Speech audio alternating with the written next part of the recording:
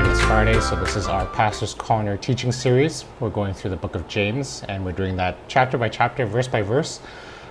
This is a small bite-sized, about 7 to 10 minute segment for you to start to study the scriptures. You could do it personally, you can do it as your small group, or even as a family. So if you're catching up with us, we're on James chapter 3, verses 13 to 18. James chapter 3, verses 13 to 18. Who is wise and understanding among you? Let them show it by their good life, by deeds done in the humility that comes from wisdom.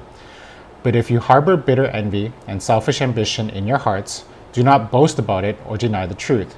Such wisdom does not come down from heaven, but is earthly, unspiritual, demonic. For where you have envy and selfish ambition, there you find disorder and every evil practice. But the wisdom that comes from heaven is first of all pure, then peace-loving, considerate, submissive, full of mercy and good fruit, impartial and sincere. Peacemakers who sow in peace reap a harvest of righteousness.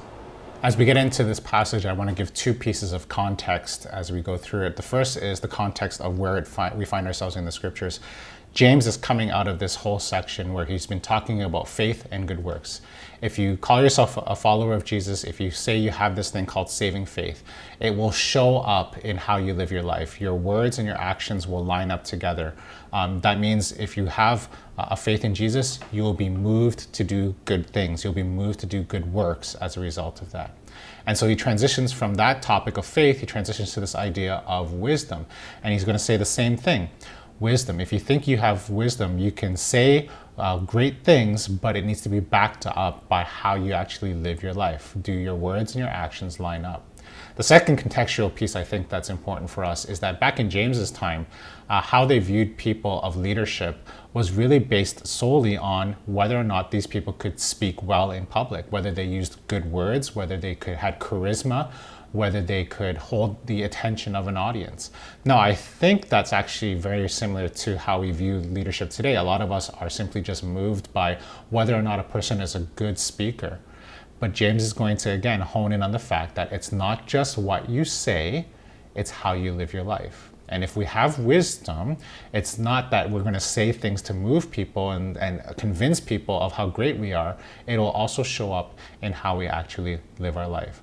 So James is going to sort of give us some examples of what wisdom is and what it isn't. And so firstly, he's going to tell us this, that wisdom can be seen by the things that you do in humility. So he says in verse 13, deeds done in the humility that comes from wisdom. Now, again, the idea here for humility is, I think, our translation is a little bit, there's a different word that we can use here in the English Standard Version. They use the word meekness, which I think is a better term here. And the idea of meekness is that we would have power and authority, but when we use it, we exercise great control over that power and authority. See, people in leadership, oftentimes we have a platform and we do have some position, some status of authority or power to make decisions, to give direction to things. But he says, if you have wisdom in that type of leadership, you will also exercise great control. Just because you can do certain things or can make certain decisions, you'll also exercise good wisdom by exercising control, getting collaborative, getting information from people, inviting people to join in on these conversations. So that's the first thing he says. There's a meekness and humility to wisdom. And then he offers us two examples of ways that wisdom doesn't work. And he talks firstly about the idea of bitter envy or jealousy, and then he talks about selfish ambition. So of course, bitter jealousy, envy, we're just envious of things that we don't have that other people have. And so he says, if this is how you live your life, you don't have wisdom. If you're just constantly jealous of a person's vacation, they were able to go on this vacation or that vacation, or when you see their photos of their homes and you're jealous of their homes, or maybe you're even jealous of the fact that they have better kids than you or a better spouse than you, or you're jealous of how people's lifestyles look like. If that's how you live your life, you actually don't have wisdom. And so he's calling that out in front of us. The second thing is that if you're only promoting yourself, then he's saying, again, you don't have wisdom. If all you ever do is put people down to up yourself, if you're always just talking about yourself, if you're always just looking out for number one, yourself, you don't have wisdom. So selfish ambition and bitter envy or jealousy, these things are not attributes of wisdom. In fact, he calls them chaotic, he calls them unspiritual. He even says the word demonic as well. So all these things are not what James is looking at. He's going to change now in verse 17 and 18 to give us a list of things that wisdom actually looks like. So wisdom here is going to look like these following words. I'm going to try to parse them all out as we go along here. He starts off with the idea of purity. Wisdom looks pure. The idea of purity here, I think sometimes we get confused with it. It's not the idea of perfection. It's not the idea of being perfect. It's the idea of being single-minded, and the idea of being set apart or holy is one of the ways that we can describe this. Wisdom requires us to be holy. We're set apart and we're single-minded in our focus. We're here to honor God and to love others. And that's the idea. Just stick to what is the main thing that we're called to do. Now, along the way, sometimes we lose track of that. And so this is why we need to constantly go back to this understanding. We need to constantly evaluate, where is our wisdom? Are we pursuing what we're supposed to be pursuing? Are we single-minded in our focus? Or are we what we call like multitasking? We're undivided in our attention. We're kind of doing one thing. We're trying to follow Jesus, but at the same time, we're trying to boost our own egos. We're trying to follow God, but at the same time, we're just looking out to boost our own bank accounts. We're trying to honor Jesus, but we're all consumed with trying to find the perfect person to spend the rest of our life with. And so the idea here is that we would be pure in our attention and in our motives. And that's what wisdom calls us to. The second word there is the idea of being at peace, living peaceably among people. Wisdom says that we're not looking for trouble. We're not constantly trying to stir the pot. We're not constantly trying to get into fights with people. Wisdom calls us to live at peace. Now, conflicts will happen, and we will always have to lovingly resolve those conflicts, but we're not always trying to pursue conflicts. Sometimes you do have to, and you need wisdom to discern when you have to and how to do it. But some of us, really, we live our life just trying to just pick at every single little thing about what a person says or believes, and we're just constantly nagging and picking at these things, and that's not wisdom. He's saying we're supposed to live at peace. He then goes on to this other word, gentleness, the idea of being gentle or considerate in the NIV. And the idea here is that, again, how we deal with people, how we deal with one another with gentleness. The idea maybe with meekness, and we talked a bit about what meekness was at the beginning. Again, exercising restraint and control.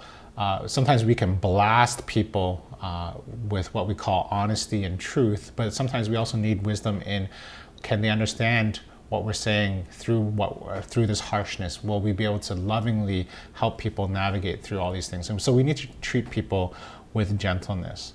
The next word there that James talks about with regards to wisdom is the idea of submissive. I think maybe there's a different word, a different way to understand this. It's the idea of open to reason, the idea of being approachable, the idea of being willing to listen to other people's opinions. We may not always agree with what other people are thinking or saying, but we seriously take time to consider it, and that people would feel heard. We're open to dialogue. We're open to conversations. We're open to safe discussions with people. So sometimes we just dig in with what we think, and we just shut our ears down, and when a person talks, all we're doing is thinking in our own head how we're going to rebut or refute what they're saying, right? And the idea of wisdom is to be able to lovingly be approachable, to be able to allow people to be heard, to have good open discussion and dialogue. Because again, at the end of the day, my way isn't always the best way or the right way. Then another word here then that James describes is that wisdom is full of mercy. I love the idea of this because God, it says that God is merciful to us. His mercies are new every day. The idea of mercy is the idea of compassion and forgiveness that we give to someone, even though it's in our power to punish them, even though it's in our right to demand retribution. But instead we're showing compassion and we're showing forgiveness. And that's the great idea of mercy, because God gives us mercy. He doesn't treat us the way we deserve. We deserve punishment, but instead he gives us freedom. He gives us himself. He gives us love. The next term that James uses is the idea of wisdom being good fruit. It's a catch-all term. It's the idea that all the good stuff that comes out of your life. So the words that I say, the smile that I give someone, uplifting someone with encouragement who feels down, my generosity, my compassion, all these different things that come out of my life demonstrate that I have wisdom. And I recognize that these are things that God has blessed me, contentment, and that God has blessed me and that I'm giving out to others. And so that's the idea of good fruit. Another word then after that is the idea of being impartial. This is sort of a hard translation. Maybe another word that we can think of is the idea of being fair and being fair-minded, to not make judgments based upon our biases. So you and I, we all have biases, we all have prejudices. Sometimes they come out in, the things that really bug you, like what are your pet peeves, right? And if someone does something that's a pet peeve, we often respond greater to that than we should. And so he's talking about the idea of being fair-minded, making sure that when we act and behave, how we do so is done in fairness and with good judgment. The idea of justice is always a big term for God, and justice is the idea simply of making wrongs right. And some of us will have a greater sense of injustice than others, but the idea of just being fair, just being able to be even keel about these things. Another word after that James uses here is the idea of being sincere. Really, it's the idea of not being a hypocrite. It's being genuine. It's being upfront with people. It's what you see is what you get. There's no need to hide behind masks. There's no need to be someone you're not.